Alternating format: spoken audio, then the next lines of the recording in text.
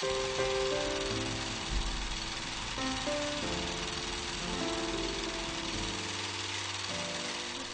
et ça fait super longtemps qu'on ne s'est pas vu et c'est une pure joie de te retrouver ici. Si Nenni te fait du bien, n'oublie pas de liker, de partager la page et de t'y abonner. Tu sais, mine de rien, le fait que mon Dieu me demande de faire ces vidéos de manière plus ponctuelle me donne à moi-même de prendre le temps de la considération de ce qu'il me partage et donc de ce que je te dépose ici. Et j'espère vraiment que c'est pareil pour toi.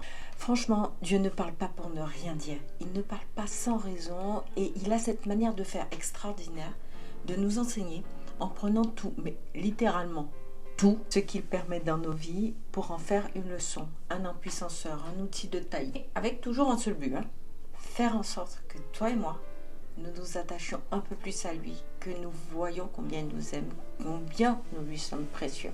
Ne perds jamais de vue une chose. Toute chose concourt au bien de ceux qui aiment Dieu, de ceux qui sont appelés selon son dessein. Romains 8, 28. Récemment, ma famille et moi avons eu à passer un moment difficile, dire au revoir à quelqu'un qu'on aimait tellement et dont on ne soupçonnait pas le départ. C'était dur.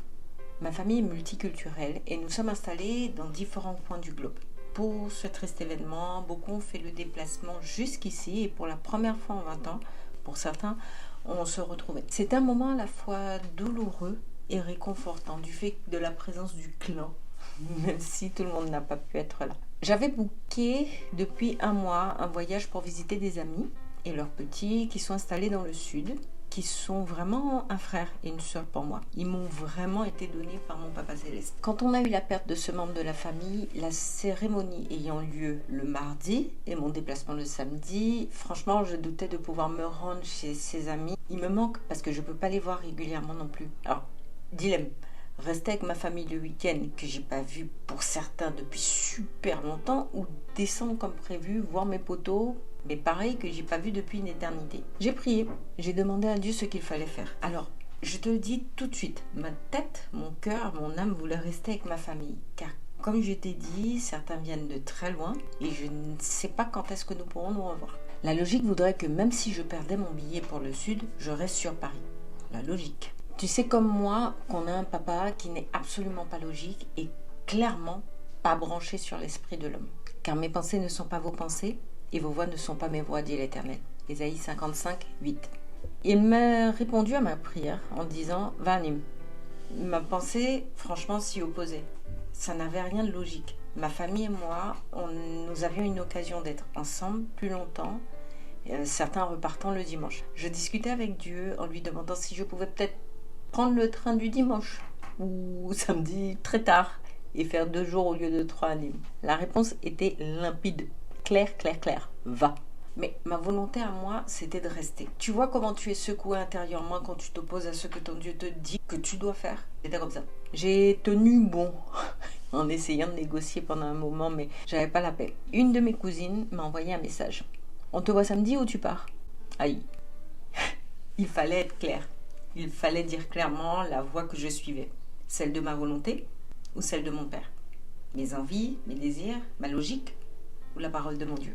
Le temps était venu de dire où je me trouvais, de décider mon camp. Ce n'était pas ici juste une histoire de camp famille ou camp Jésus. Le choix se faisait entre l'obéissance et la désobéissance. Parfois, tu vas te retrouver dans des situations où ton obéissance à Dieu sera testée et ce ne sera pas dans des moments où cette décision d'obéissance pourra être comprise de tous. Ton obéissance apparaîtra alors comme une folie, une bêtise ou parfois même irrévérencieuse. Mais c'est là que le test est plus profond. J'ai dit à ma cousine, désolé les amis, je dois y aller. Plutôt le message envoyé, j'ai ressenti une immense paix. Dans la parole, en 1 Samuel 17, que je t'invite à relire, tu trouves l'histoire de David contre Goliath. Un élément a retenu mon attention un jour en relisant ce passage. Aujourd'hui même, l'Éternel me donnera la victoire sur toi. Je t'abattrai, je te couperai la tête. Et avant ce soir, je donnerai les cadavres des soldats philistins à manger aux oiseaux du ciel et aux bêtes sauvages de la terre.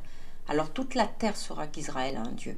Et toute cette multitude assemblée saura que ni par l'épée, ni la lance que l'Éternel délivre. Car l'issue de cette bataille dépend de lui, et il vous livre en notre pouvoir.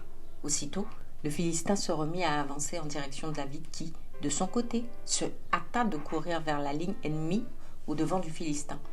David plongea la main dans son sac, en tira un caillou et le lança avec sa fronde, il atteignit le Philistin en plein front. La pierre pénétra dans son crâne et il s'écroula la face contre terre.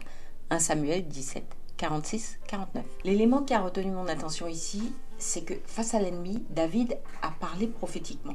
Donc il a déclaré le plan de Dieu. Puis il ne s'est pas simplement mis à marcher, mais il se hâta de courir vers la ligne ennemie au devant du Philistin. Il s'est dépêché de faire ce que son Dieu l'avait envoyé faire. Quand le Saint-Esprit m'avait fait étudier ce passage, il m'avait concentré, il m'avait mis mon focus sur la notion de hâte, d'obéir promptement. Pourquoi ? Lorsqu'on prend du temps à obéir à Dieu, notre nature humaine, notre pensée humaine va prendre ce temps et l'offrir au doute, à la peur, aux inquiétudes, etc. Et tout ça n'aura qu'un but, te paralyser. Quand ton Dieu te dit d'agir, de rester, de partir, te lever, d'avancer, de marquer une pause, de faire un détour, fais-le. N'attends pas. Je suis partie sur Nîmes. Les retrouvailles avec mes potes étaient vraiment super. On est allé se promener, ma copine, ses enfants et moi, et tout allait bien. Tout à coup, le petit s'est mis à se taper sur le thorax et de toute évidence, il éprouvait une gêne. Il s'est mis à pleurer fort et à crier. Ma copine est sortie et je l'ai rejoint. Elle me demandait si on allait aux urgences et tout. J'ai dit, prie sur lui. C'est ce qu'elle a fait. Il continuait à pleurer et à hurler sans qu'on sache quoi faire. Et franchement, c'est un peu flippant. En tant que maman toutes les deux, c'est vraiment flippant. Et si tu es maman toi-même ou papa, tu le sais, ou même frères et sœurs, quand un petit est comme ça devant toi, tu sais que c'est un gros moment de panique. Dans mon cœur, j'ai dit, papa, je fais quoi ? Il a dit, déclare à ceux qui est là de sortir par la bouche. C'est ce que j'ai fait. Le petit hurlait de plus belle. J'ai dit à moi-même, papa, je fais quoi ? Ça continue. Il a dit, tu dis à cet enfant qu'il va bien, ordonne qu'il aille bien. C'est ce que j'ai fait. Nous sommes partis pour les urgences et l'enfant continue à pleurer. Je suis restée à l'extérieur quand on est arrivé sur le parking des urgences et avec l'aîné. Et mon amie est rentrée avec le petit bout de chou. Elle est revenue 5 minutes plus tard et elle m'a dit très calmement, ils ne prennent pas les urgences pédiatriques. Elle a commencé à rendre grâce à Dieu pour la vie de ses enfants et moi j'ai fait pareil. On déclarait la santé sur le petit. D'un coup, il a rôté v'là fort. Il s'est arrêté de pleurer et il s'est endormi. En le remettant dans le siège auto, il a repris des pleurs. Sa mère a mis la louange musicale pour les enfants et je lui ai déclaré en mettant les mains sur le pied, parce que c'est ce que l'esprit m'avait dit de faire, tu vas bien, tout va bien. Après 5 minutes, il était les yeux grands ouverts, à regarder partout, apaisé. Enfin, c'était comme si rien ne s'était passé. Le lendemain au culte, une parole d'encouragement a été mise sur mon cœur pour un leader parti s'installer à l'étranger, selon le plan de Dieu. Et il était de passage uniquement ce dimanche à l'église. Cette parole, visiblement, était complètement liée à ce qu'il traverse. Dis-moi, quand je te dis tout ça, est-ce que j'ai bien fait d'obéir à mon Dieu en allant dans cette vie ?